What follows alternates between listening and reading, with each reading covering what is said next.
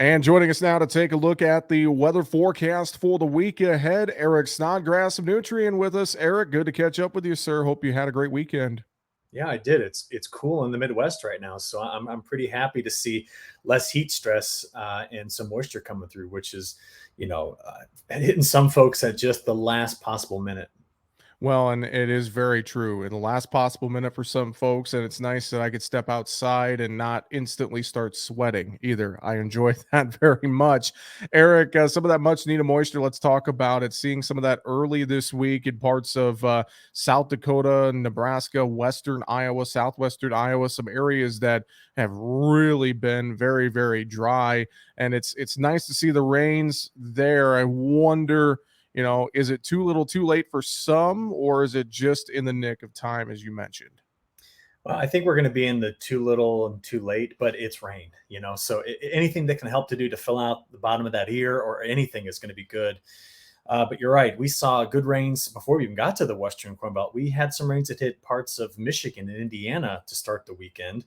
And then that was followed by some cooler weather in the Eastern Corn Belt. So those are good conditions. But yeah, we saw storms coming out of Wyoming that went into Nebraska. They're going to be moving into southwestern Iowa through Missouri and eventually end up in the Mid-South by the time we get to the middle of this week, even clipping parts of eastern Kansas. Which is where we need some more of that rainfall too. So yeah, there's a lot of folks that are happy. In fact, I was looking at western Nebraska this morning.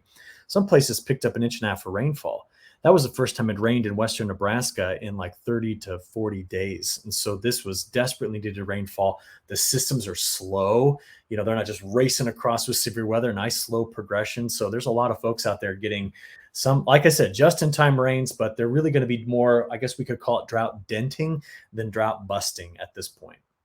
Well, looking ahead, you mentioned that system kind of working down through Missouri to the mid South. As we look out for the rest of the week, is this going to be the main kind of rainmaker we're going to be watching across the country, or are you watching anything else develop as we go through the week, Eric? No, that's the main setup. So here it is, kind of in a nutshell. We're building a pretty large ridge into the western United States. So we're going to talk about Central Valley of California temperatures going like 105 to 108. The Northwest, which actually saw some big hail this past weekend, it was terrible in the Northwest. They are going to see temperatures, upper 90s to low 100s. So all the cooler weather is going to be east, sagging with this front that will eventually push its way and sit from the southern plains through the mid-south into the southeast all the way over the Carolinas. And there's going to be an upper level low that sits over the eastern Great Lakes, big cutoff upper level low. It's just going to sit there and spin. So you're going to have cooler weather east. You're going to have scattered showers across the Great Lakes states and the eastern Corn Belt. Heavier rain stretching from North Carolina down to the lower Mississippi River Valley and into Texas. You realize that there are going to be places that are going to get rain in Texas that have not measured more than like 1/10 of an inch of rain in the last 50 to 60 days. The temperatures are going to finally come out of the hundreds and go back into, I know, the 90s and upper 80s, but that's going to feel like a massive break in the heat there. But for the Texas drought, this is going to be that situation where, hey, it's rain, but will it really give you the long-standing break from the drought? It doesn't appear that it's going to be that kind of rain, and you can't undo the timeliness of the heat that we had over the last 45 days or so. But we do have some winter wheat that's getting planted down there. They plant winter wheat at this point in Texas. So the rain going in there is going to be fantastic. And over the weekend, we had a tropical system that formed just off the southeastern coast of Texas and is right now going over the Rio Grande, heading over toward the Four Corners states. That's a bit of a rare, event that happened there. It was weak. It didn't even get named, but it brought 10 inches of rain into southern Texas. So yeah, this is a big pattern change for us. And it's something we're going to have to watch this week to see if it does improve conditions for a lot of folks. Let's shift gears. Let's talk Europe. We've been seeing so much drought stress and heat over in Europe. What's the latest update there, Eric? Well, there's better chances for storms across much of Europe from Ukraine all the way back to France. But the heat's moving into the Russian wheat belt. And that's where over the next 10 days, we expect a lot of excessive heat and very dry conditions. Now, I don't know what it'll do to the quality of that crop given the time of year it is, but they do grow corn and beans in that area as well. But I don't think it's really going to be an issue on wheat, just given the time of year it is. But you're right. Europe has endured multiple heat waves, much like the southern plains of the United States. And looking at some NDVI imagery at the end of last week, we have the lowest NDVI values for like France and Germany and parts of like Romania and Poland that we've seen in the last 20 years. So we do not expect there to be a very healthy crop coming out of that area. And I'm not sure if you saw this, but there were a lot of news reports at the end of last week showing some of the big rivers, like the Rhine River, in places was completely dry, so you could walk across it. So that means they're going to have trouble getting commerce on those rivers out. So I think it's an important situation to be monitoring in Europe as we press through fall to see what is coming out there in terms of total crop production. Yeah, very good point. I did see some of those reports. Just amazing to see some of those pictures of those dried up rivers in parts of Europe.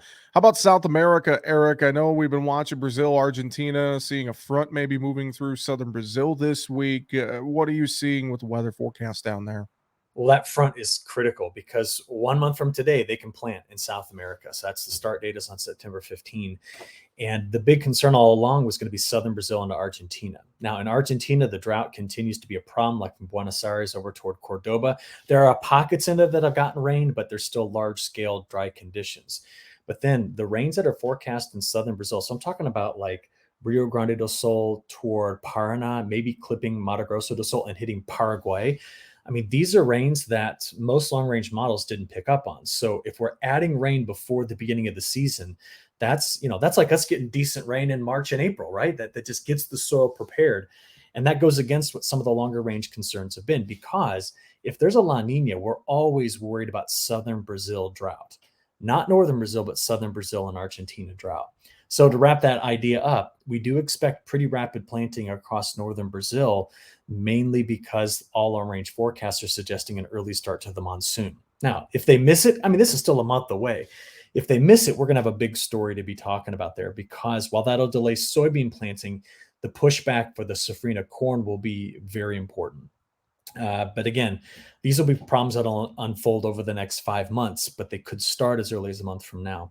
We all know, though, that Brazil is going to aggressively plant a lot more acreage. We've heard numbers between 4 and 5% additional acreage. And just for perspective, that would be like adding an entire Kansas worth of soybeans into their crop this year. So we got to watch it very carefully. We definitely do. Eric, any other final thoughts for us, real quick, this week? Yeah, I just say keep an eye on the tropics. It's been quiet, it's been dusty, and that's really shut everything down in the Atlantic. But we could get a homegrown system in the what we call a system that comes out of the Gulf or just off the southeast coast that could develop at any time.